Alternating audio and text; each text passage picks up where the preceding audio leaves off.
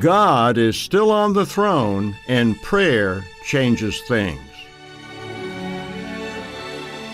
On the program today, Pastor Larry Spargimino talks with Dan Goodwin about the new revised edition of his book, God's Final Jubilee.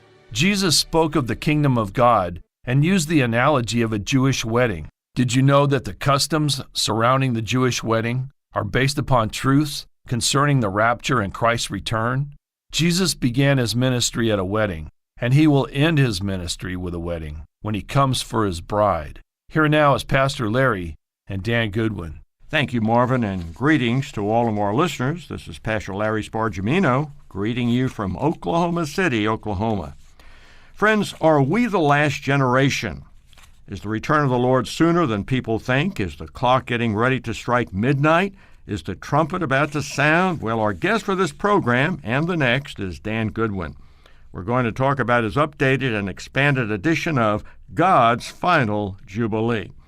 There is a lot of new material in this expanded edition. We'll tell you how you may get your own copy. And like I've often said, that we're only just scratching the surface. There's so much more in the book, in the materials that we offer, than what you hear on the program. So this is just to kind of let you look inside, take a peek. But like I said, there's much, much more in the book. And so, Dan, as we begin our broadcast, tell us about this updated and expanded edition of your immensely popular bestseller, God's Final Jubilee. Well, Brother Larry, first I want to thank you for allowing me to come on your program again today. You guys have been such a blessing to my ministry and all the books that I've written. You guys have been right there and put me on the airways, and I don't take that lightly. It's very important that we have ministries like yours, and I so appreciate Southwest Radio Church and all that you guys do and getting the truth out there. There's so many ministries today that won't touch prophecy, or they don't really think there's any big deal, or my goodness, here we are at the end of all things, and we have got to get this out there. This book came out in 2014, and you guys helped me get it out there, and it has really sold a lot of copies. And so we decided, I learned so much more, we decided to put some more chapters and edit a few things and put a new cover on it, made it, I guess, look better, I don't know. But there's 3 more chapters in it, 30 or 40 more pages, set up a little better, some more proofreading. You never get it all, but we got 3 more chapters. Folks have testified or made comments on social media. By the way, I got a Facebook page, God's Final Jubilee. Your listeners might want to check that out. But a lot of folks have commented that this book, God's Final Jubilee, the new one, they've commented that, it seems like a new book, even though a lot of it was already there, but we rewrote some things. And so folks are reading and they're saying, boy, I feel like I never read it. So I take that as a compliment. I think the 3 new chapters are certainly worth having, but the whole book just seems like it's took on a new life, and we're very excited about that. I'm very, very humbled by the fact that God would use me at all, and He's given me some pieces of the puzzle, and maybe we can talk about a few of those things today on your program, Brother Larry. Well, Dan, the book is called God's Final Jubilee. Explain for those who may not be familiar with it, what is a Jubilee, and what do you mean by the final Jubilee? Yeah, and let me try to be brief. There's 3 Sabbaths in the Bible. The Jubilee is one of them. The first Sabbath is the 7-day Sabbath way back in Genesis 1, where God created in 6 days, and God rested on the 7th. Now, God wasn't tired, just God set a precedent. That 7th day was His. It's a day to reflect upon Him and give thanks to Him. And so he set the precedent for the Sabbath. So that's the first major Sabbath in the Bible, the 7-day Sabbaths. Most people understand that. Though there is a lot of confusion in the New Testament, a lot of different opinions on how we're to keep that or if we're to keep that. Well, I won't get into that. I do get into that in the book. I explain what I believe about that. The second major Sabbath is the 7-year Sabbath. So you got the 7-day Sabbath, then you got the 7-year Sabbath. That was a Sabbath for the crops. On the 7th year they didn't plant their garden. And they reflected upon God that year. That gave the animals a chance to rest.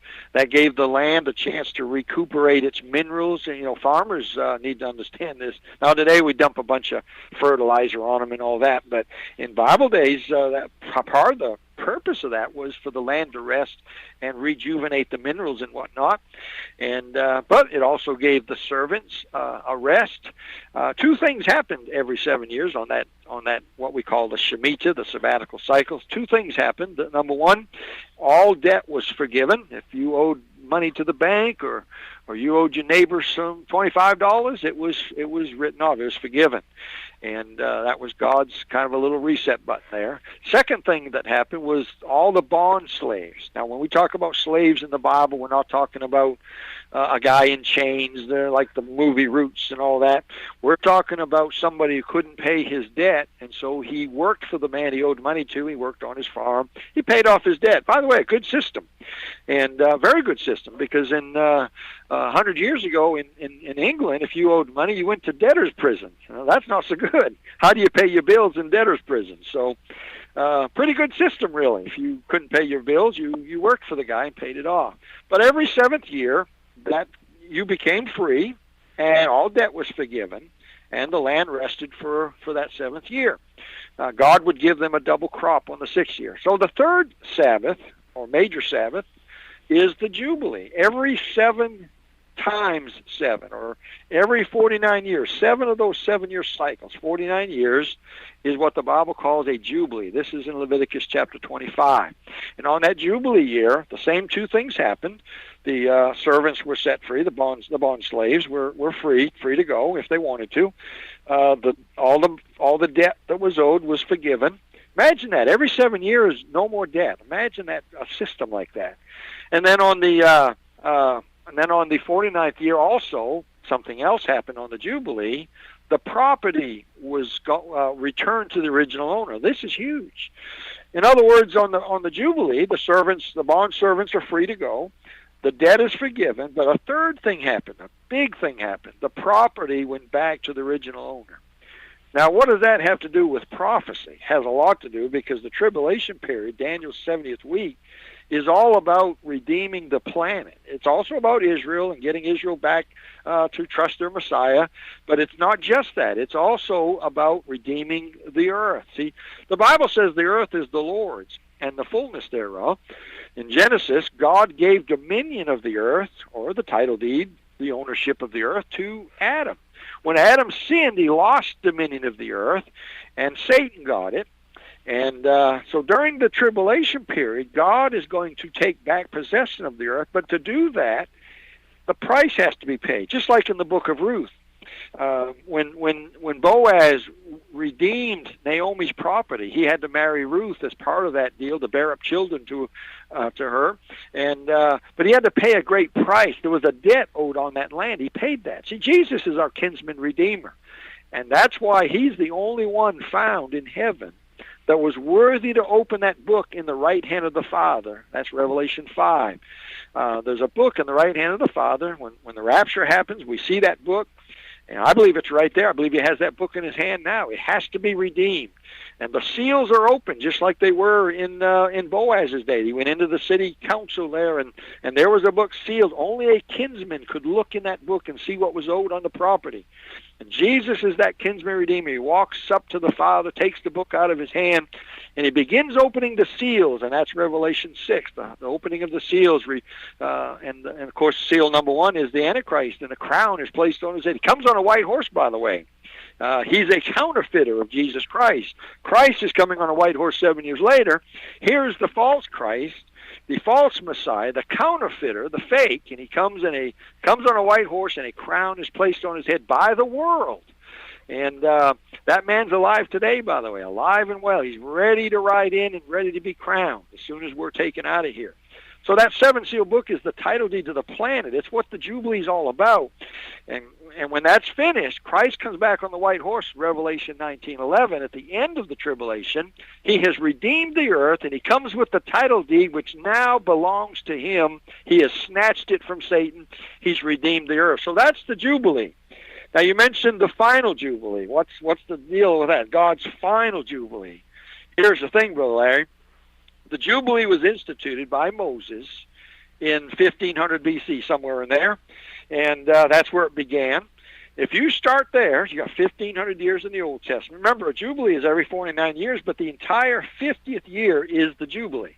So really, when you figure these up, they're 50-year periods. And so if you start with 1,500 BC and you add 2,000 years of the New Testament, that's 3,500 years divided by 50 is 70. Now, we know this is not the year 2000. We started the calendar at the wrong place, first of all, where you were using the Gregorian calendar that has too many days in it. So we are not really at that 2000th year of the church, but we're getting close. Now, here's the thing. The next Jubilee on the calendar is number 70. Now, when you understand the number 7 in the Bible, that makes your hair stand up. When you realize the next Jubilee coming up is number 70, I'll ask people when I preach somewhere, I say, how many think there's going to be 71 Jubilees in history? Nobody raises their hand.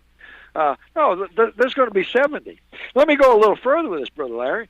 If you start with Jesus' ministry and you go for 2,000 years, that's 40 Jubilees. Now, that number 40 is interesting, too. I won't get into it. There's a whole bunch of things about the number 40 that are very interesting. But let's go one more step with this Jubilee. So the 70th Jubilee is coming up. The 40th from Jesus is coming up. But let's go back to Genesis, all the way back to the beginning. 6,000 years of human history. That's 120 Jubilees, isn't it? We are coming up on not only the 70th Jubilee from Moses, the 40th from Jesus, we're coming up on the 120th from Adam. Now, that's the only time in history this will ever work this way. 70, 40, and 120, all on the same Jubilee. So how many think there's going to be 121 Jubilees, 41 Jubilees, and 71 Jubilees from, there's an interesting passage in Genesis 6, and I won't get into the controversial part about the sons of God and the daughters of men, who they are, but in Genesis 6:3, there's an interesting statement made by God. The Lord says, my spirit shall not always dwell with man, but his days shall be 120 years. Brother Larry, we've been taught all of our life, I was taught this, that it took 120 years to build the ark, and that's what that's talking about. God was going to dwell for 120 years, then he was going to destroy them all. The only problem with that is it's not true. If you read Genesis 5 through Genesis 7, you'll find that Noah's children were born when he was 500 years old. The floods came when he was 600. Now, I didn't have core math when I went to school, so to me that's 100 years. Now, maybe with core math it's 120, but not the kind of math that I know. I think it took less than 100 years. I don't think he necessarily started building the ark when his first child was born. I think it was less than 100, but we know one thing. It wasn't 120 years. It was 100 years or less to build the ark. So what is that verse telling us? Here's what I believe it's telling, and this is Dan Goodwin's opinion. People don't have to agree with me. Dan Goodwin's opinion is God is telling us way back at the beginning of things in Noah's day, man's days are going to be numbered on this earth, 120. My spirit's not always going to dwell with this mess down here. I'm going to dwell with man 120 generations. That's what I think he's talking about when he says 120 years. 120 years has never been the lifespan of man. There's been a few men that lived 120 years, but that's never been a normal lifespan. I mean, they lived 900 years old at the beginning. The average lifespan, according to the Bible, is 70 years, 70 years. So 120 has never been a normal lifespan of a man. That can't be what he's talking about. I think the Lord is telling us in Genesis 6 that there's going to be 120 generations. Now, what's a generation? I used to struggle with it. I used to think, well, a generation's 40 years or 45. We even tried to figure it out. We went through the genealogies of men and divided them by and tried to figure it out. It's so simple, Brother Larry. Every 50 years or 49 years, the 50th year is a Jubilee. It's a reset button. It is plain as day to me, a generation is a 50-year Jubilee cycle. I believe that's God's intent there. I believe what God is saying in Genesis 6:3 is, my spirit shall not always dwell with man upon this sinful earth down here. I'm adding, but his days, his whole days upon the earth, the history of man, will be 120 Jubilees or 6,000 years. I've got quotes in the book by men hundreds of years ago 1500s, 300 AD, 100 AD, men who understood that man would be 6,000 years and then the end. Men understood that. Now, people today don't. But it's very plain that the 6 days of creation, 6,000 years. A day is with the Lord is 1,000 years. 1,000 years is a day. And then on the seventh day, God rested. There's the millennium. I believe the earth is going to be 7,000 years. This little period of human history that God created down here on this earth is going to be a 7,000-year cycle. 6 days of creation, 6,000 years, 4,000 in the Old Testament, 2,000 for the church age, and the 1,000-year millennial reign of Jesus Christ from Jerusalem. And I believe this Jubilee is intertwined with all this. There'll be 120 Jubilees from Adam. There'll be 70 from Moses and 40 from Jesus. I believe we're coming up on that final Jubilee. And I don't know about you, Brother Larry, but nothing gets me thinking that we're almost out of here any more than understanding the Jubilee. My goodness, it's. I went to Bible college. I got a bachelor's degree. I went to Bible college. I couldn't have spoke 5 minutes. I couldn't have spoke 2 minutes on the Jubilee when I graduated. And I'm not blaming my college. I'm just saying that this stuff hasn't been taught to us. I think God has given us some things in these last days that are eye-opening that nobody else has ever seen. Right. He's preparing us for the return of the Lord. Well, Dan, you do have those new chapters. Let's get a summary of them. What are some of the highlights from the chapter called Apocalyptic Events of 2015? Well, in that chapter, we talk about an amazing year. 2015, I mean, who could have ever thought that we'd still be here? I mean, I'm not a date setter, never have been. I believe I consider myself a season setter. I believe we're in the season. I believe with all my heart we're the last generation. I got a chapter called that, Are We the Last Generation?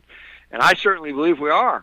And but who would have ever thought? I mean, 2015, it sure looked like we were getting out of here. And with all the blood moons. So in that chapter I go through a whole list of the blood moons and what happened on them days. And I talk about a Jade Helm took place on Feast of Trumpets, I think it was. They ended on that day. And a lot of people thought the Lord was coming. I got to be honest, I thought there was a good chance that we might have been out of here last year. But we're still here. But he's still coming soon. We talked in that chapter, just for one example here. The Pope came to America in 2015. If you watched Fox News Channel, it became a Catholic station. They actually aired Catholic Mass live on Fox News. The whole country went after him. It was unbelievable. And on September 23rd, he was at the White House with the president. There's something very interesting here. By the way, that is the Day of Atonement in Israel. September 23rd last year was the Day of Atonement, Yom Kippur. The Pope and the President met at the White House on that exact day, the Day of Atonement.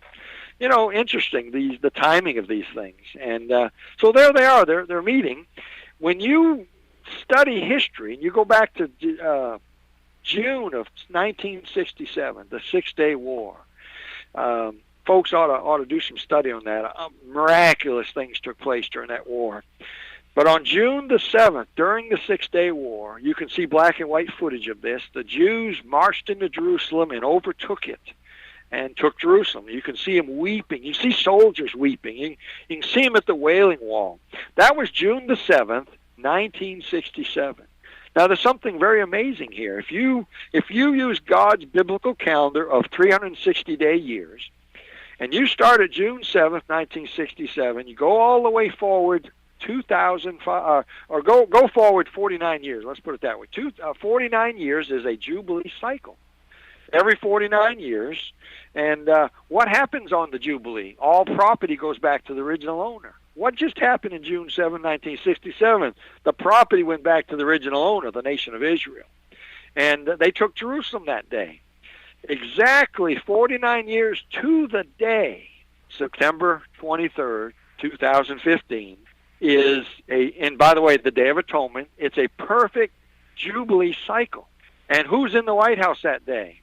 possibly the false prophet and the Antichrist. I'm not saying that he's the Antichrist, and I'm not saying for sure that that's the false prophet. I'm just saying there's a type here, isn't there? There's amazing things happen in 2015. So some of these things are in the book, in that chapter about last year, and the amazing, mind-boggling things that took place that have us all scratching our head thinking, well, why are we still here?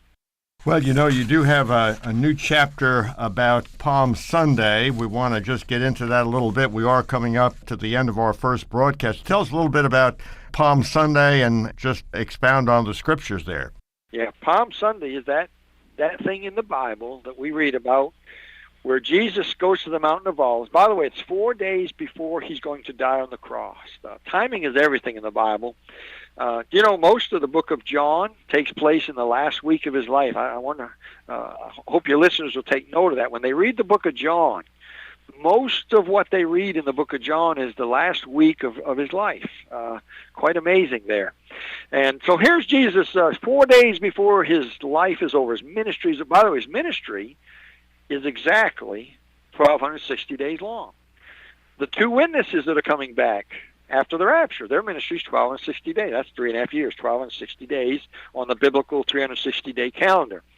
And so Jesus goes to the Mountain of Olives. He's getting very close to the 1,260th day. He goes to the Mountain of Olives on the 10th of Nisan, because Passover's on the 14th. We know it's 4 days before Passover, so it's the 10th.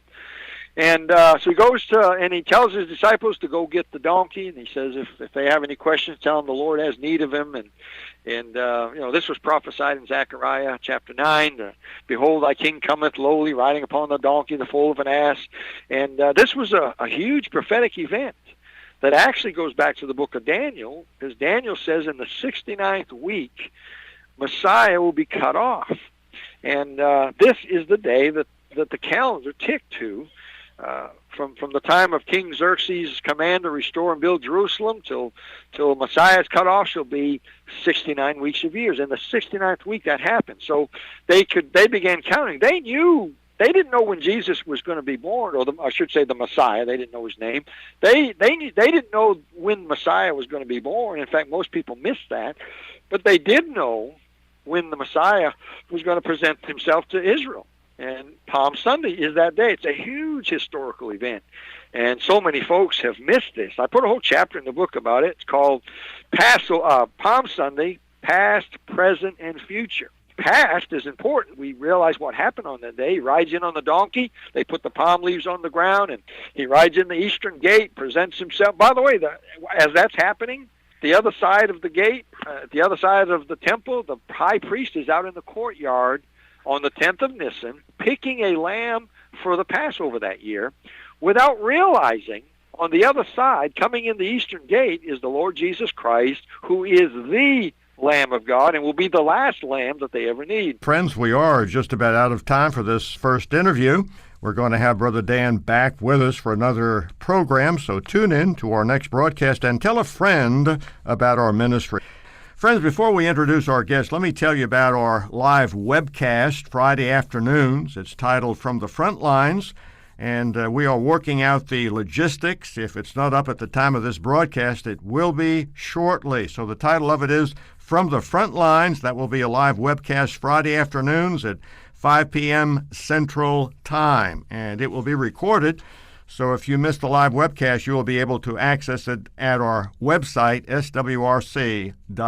We'll wrap up the week and have some insights from the Word of God that will help you to realize that things are not falling apart, they're falling into place. And I think it'll be a real blessing to each and every one. Well, Dan, it's great to have you back with us.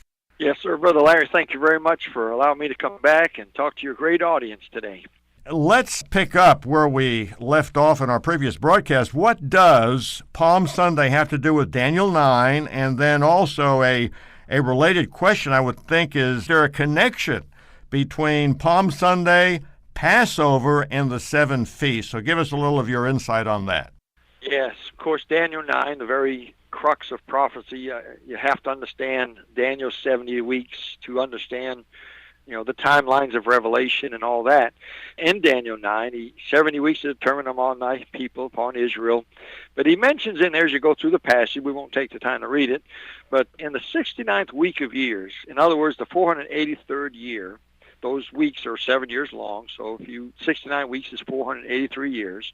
So from the time of King Xerxes' command to restore and rebuild Jerusalem, that's way back in the book of Ezra, that's where the clock began ticking. And the Old Testament people knew this. The clock began ticking there, and they knew that Messiah was going to come in 483 biblical years from that time. And that event actually is what we call Palm Sunday, when Christ asked the disciples to go get the donkey, and a donkey that nobody had ever ridden. He gets on that donkey, rides down from the Mountain of Olives on the 10th day of the month of Nisan, 4 days before Passover. He rides down the mountain, and they put the palm leaves down in fulfillment of Zechariah chapter 9, and blessed is he that cometh in the name of the Lord. Your king cometh riding on a donkey. This is the event in history that was prophesied way back in Daniel and other places, that Christ, the Messiah, would present himself to the nation of Israel on that day. And he did that. And he rides down the mountain on the donkey 4 days before going to the cross, Passover. Now here's the relation between Daniel 9 and the feast. There are 7 feasts mentioned, and we have 3 chapters in the book that explain these 7 feasts. The first feast of the 7 is the Feast of Passover. Now here's the thing about Passover. It's on the 14th of the month, on the full moon, always on the full moon every year in Israel is Passover. And here's the thing. If you study Exodus chapter 12, you'll find that the first Passover, when God instituted it to Moses, when the children of Israel in bondage in Egypt, this was the final plague and the final thing with Pharaoh to get the people out of Egypt and to get them delivered, and they crossed the Red Sea.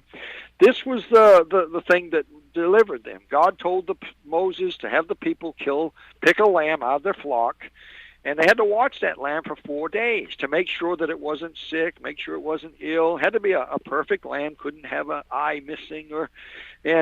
So they were to kill that lamb on the 14th day of that month, on the full moon, and put the blood on the lintels, the doorposts of the house. I'm sure your listeners have seen the Ten Commandments movies and whatnot. But what's important here is before they ever killed that lamb, they had to choose a lamb out of their flock, and they had to watch it for 4 days. That would bring it back to the 10th. So the choosing of the lamb happened on the 10th of that month, and 4 days later they killed that lamb, and they ate it, and they put the blood on the doorpost. And of course the angel, the death angel, passed over, and they're delivered. And the firstborn in the land who didn't have the blood on the door, the firstborn from the house of Pharaoh, they died that night. And of course, there was a great cry in Egypt, and they sent the children of Israel out with all their belongings and children and cattle. And so it's important to see that Passover is a 4-day event. I don't have time to go through all the verses, but I share all this in the chapter. The Passover is actually a 4-day event that begins on the 10th and ends on the 14th. So, to make a long story short here, Daniel 9 is looking forward to the counting down of those years of 483 years, or 69th weeks in Daniel, ended with Christ fulfilling it by riding down the mountain on that donkey and presenting himself as their king and their Messiah. And they rejected him. And so the clock stopped right there. At Passover, or somewhere thereafter, the Old Testament clock ended and the church age clock began, because the church is a parenthesis stuck in there that nobody saw. Nobody in the Old Testament saw the church age. Nobody, I mean, you read the book of Isaiah and the book of Jeremiah. Anyway, you won't see the church in there. It's a parenthesis stuck in between the 69th and 70th week of Daniel. Now, when the rapture happens, we go right back to where it left off, and those 7 years of what we call the tribulation is actually Daniel's 70th week. It's Old Testament again, because the Old Testament clock did not finish. It stopped with the cutting off of Messiah. There are 7 years left that are unfulfilled back in the Old Testament. And so when the rapture happens, the clock that we're using now is going to stop, and the Old Testament clock is going to begin reticking again, and finish off the last 7 years of the Old Testament. I believe making it a complete 4,000 years. I believe the Old Testament ended not at 4,000 like you see in most people's books. I believe it ended at 3993 because there's 7 years missing on that clock, and those are going to be fulfilled. So Jesus rides down the mountain on the donkey, and they cry out, "Hosanna, Hosanna." The next day he curses the fig tree. The fig tree withers away. By the way, the fig tree is a type of Israel. They're going to reject their Messiah. He curses the fig tree. They're cursed for 2,000 years to some degree. And now, not individually. Jews can be saved today, and there are many Jews that are saved today. But as a nation, the nation of Israel was placed on the shelf until 1948. Now the fig tree has took root. I believe in 1967 the fig tree has budded, and I believe we're the last generation, and things are happening rapidly now. Now there's a verse that I shared yesterday in John 5:43. It says this: "I am come in my Father's name." By the way, this is Jesus speaking right before he gets on the donkey, or within days of it. Right before he gets on the donkey, he makes this statement in John 5:43. "I am come in my Father's name, and ye receive me not. If another shall come," that's future, "if another shall come in his own name, him ye will receive." I believe Jesus is speaking of the 10th of Nisan, when he rides in to present himself as the Messiah and King of Israel, as was prophesied in Zechariah and Daniel and other places. I believe he's foretelling his rejection, and I believe he's telling them that you're going to reject me, but you will accept another. I believe he's foretelling the time when the Jews will accept the false Messiah, the Antichrist. And you see, everybody is awaiting this Messiah. The Catholics don't believe in the rapture. They're planning to bring in the kingdom through the influence of the Pope, and by the way, they're going to be involved in the 7-year tribulation. They're going to be involved in that one world thing. The Muslims we hear so much about today, they're awaiting their Messiah, the 12th Imam, that's supposed to come up out of that well and reign for 7 days. The saints, you and I, Brother Larry, your listeners, we're awaiting the Messiah to come and deliver us from this world of the rapture. The Jews are also awaiting the coming of a Messiah, but I'm afraid they're going to fulfill John 5:43. The Jews are going to accept the false Messiah, and he's going to set up the covenant with them for 7 years.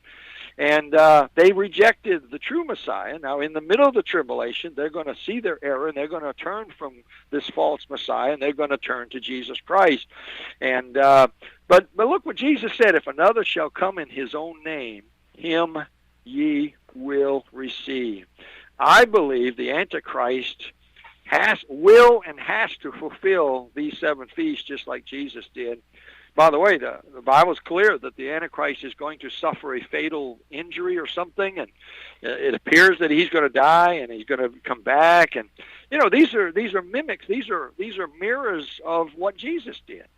And now, if that's true, and if John 5:43 means what I think it means that they rejected the true Messiah, but one of these days the false Messiah is going to present himself to Israel, and they're going to accept him.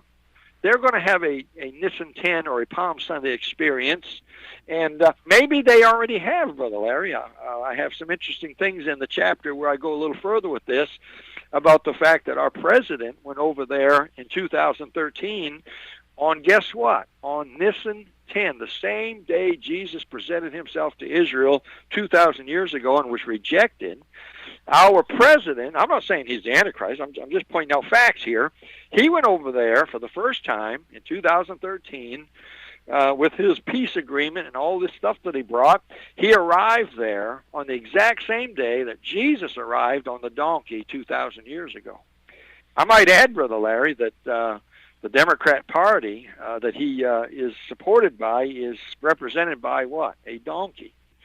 And that's just a part of it. I mean, folks need to get the book. I got a whole list of things, the resignation of the Pope, and what do you do with it? When I wrote the book, Brother Larry, I said, boy, do I want to put this stuff in here.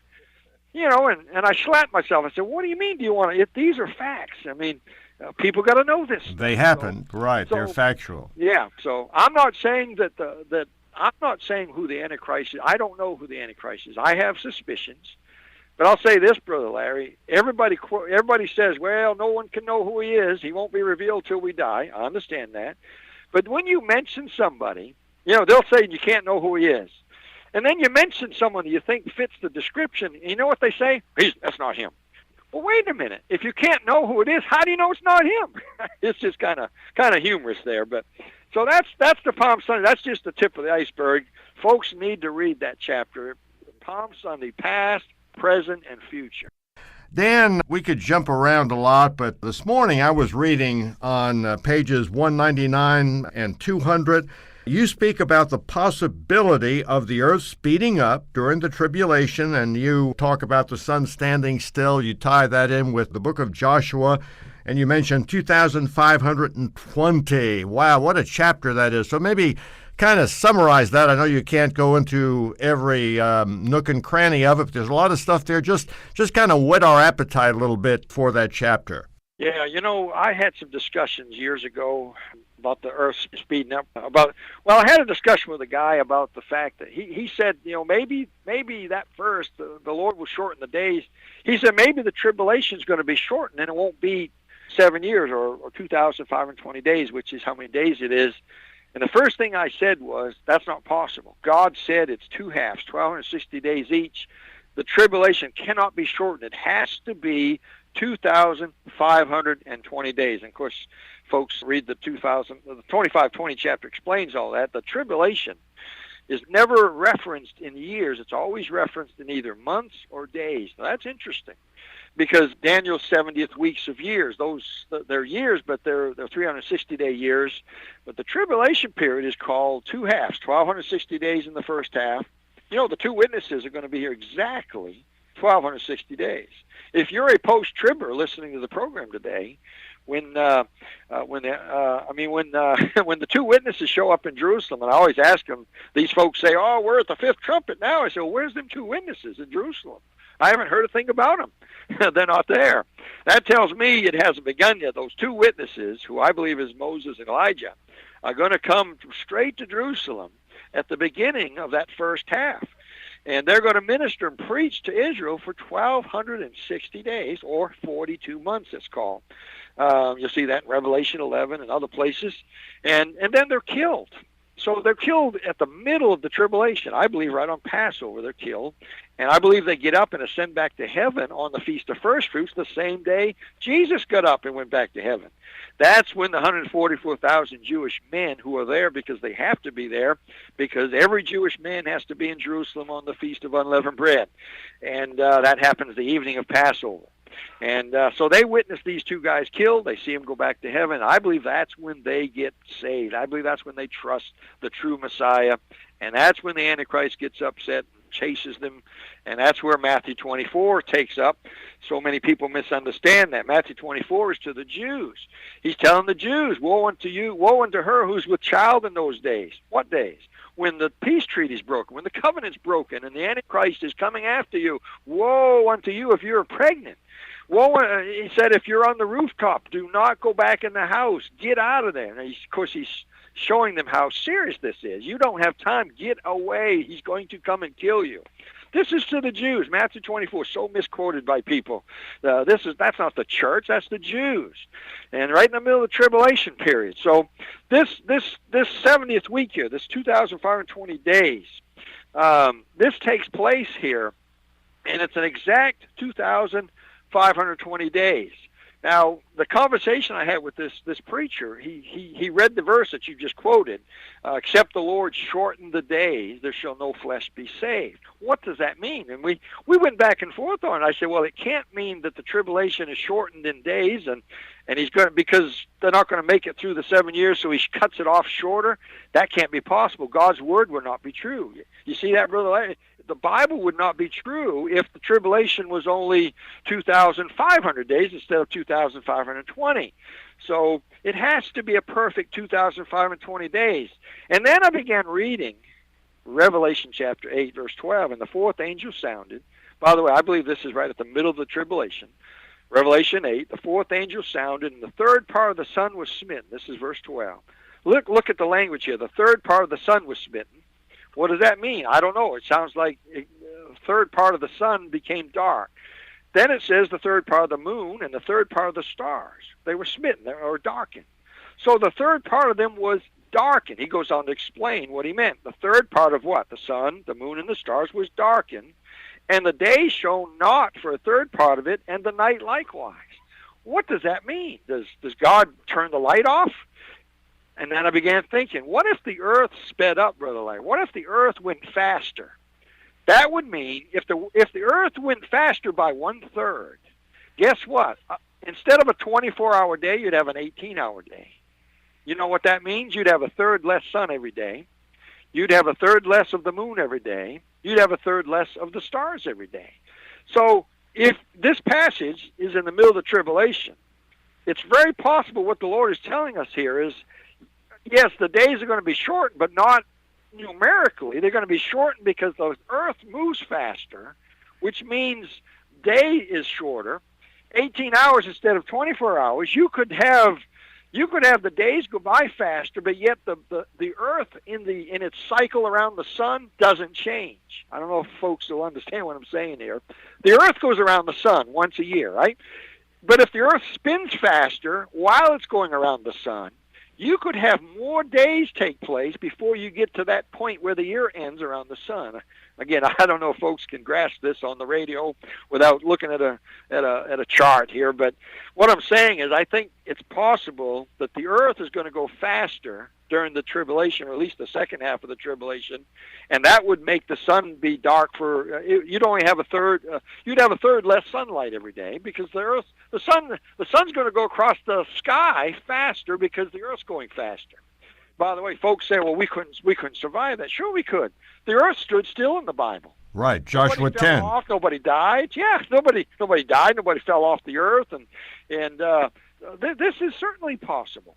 So it's something to think about, and it could mean that the tribulation, even though it's 2,520 days, it could happen faster because the earth spins faster. So I think that may be what that's talking about. Right. You do point out that it is very possible that the 2,520 days could go by in just 3 to 4 years as we understand time today. So, in other words, the tribulation could squeeze all the necessary days needed into a much shorter time on the solar clock. And, Jesus does make a statement. He says, except those days be short, no flesh would be saved. I'm wondering, when we look at the tribulation judgments, they're so horrific. And I'm thinking in terms of what we have today, nuclear war, chemical war, sarin gas, and so on and so forth. Maybe there's some connection there as well. Yeah. I mean, I've been telling folks, Brother Larry, and I'm sure you're saying the same thing, but there's bad stuff coming. I hate to bring bad news to the listeners. There's bad stuff coming this year. Some of it's already here. There's bad days coming upon America. America has not repented. America has not turned to God. Our president just spoke at a mosque and said that they're part of the foundation of this country. Brother Larry, that's just not true. That is not true. Anyone that studies history knows that that's not true, and it's not the religion of peace. I mean, I'm not saying all Muslims are bad. Sure, they're not. But you know what? If you read the Quran and you are faithful to the Quran, if you're not a radical Muslim, I don't think you're right with your Muslim faith. I mean, if you read that Quran and you act out what it says, it's death to the infidels and cut their heads off, and the way they treat the women and all. We got bad stuff coming upon this country because God is the greatest threat to America. I've shared. I'd like to ask the politicians that question. What's the greatest threat to America? I think our president is the second greatest threat to America. I believe God is the greatest threat to America because God brings judgment. God brings evil nations upon people who turn from Him, and that's what we've done. America has turned from God. We're killing 1 million babies a year.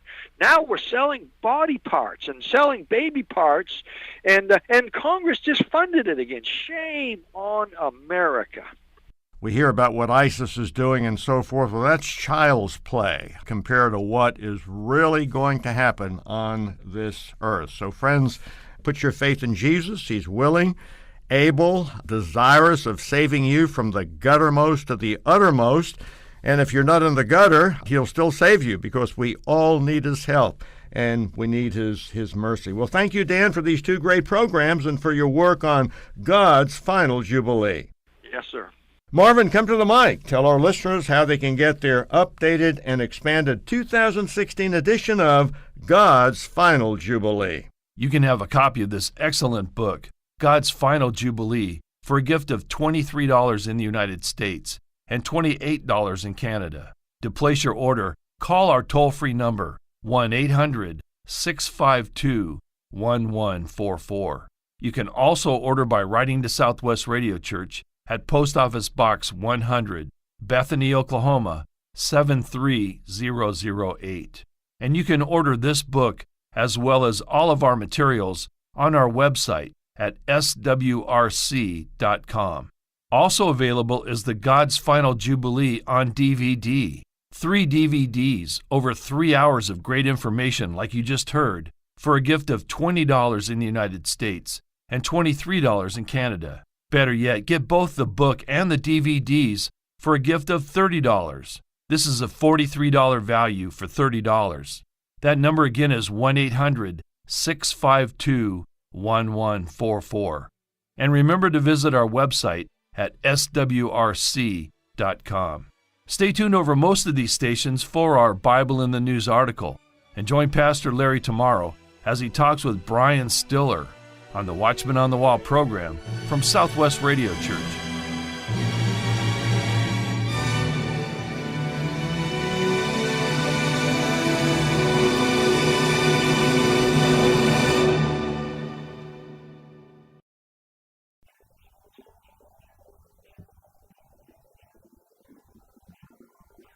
Lord, what wilt thou have me to do?